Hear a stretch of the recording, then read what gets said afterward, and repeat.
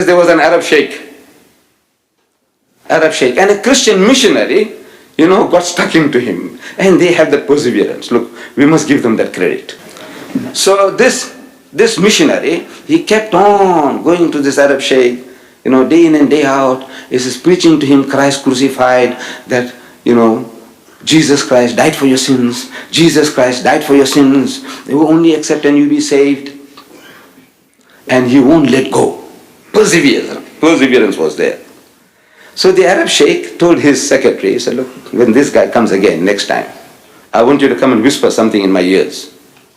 So according to the arrangement, when the missionary started again, Christ died for your sins, Christ crucified. So this secretary of his comes along and whispers something in his ears. And he starts crying, something as if somebody is dead. So the missionary naturally wanted to know, what has happened? He said, I just got the sad news that Jibreel died. The archangel Gabriel, that he died.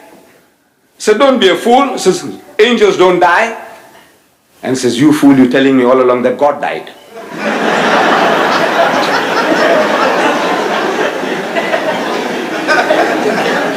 Angels don't die, but God can die.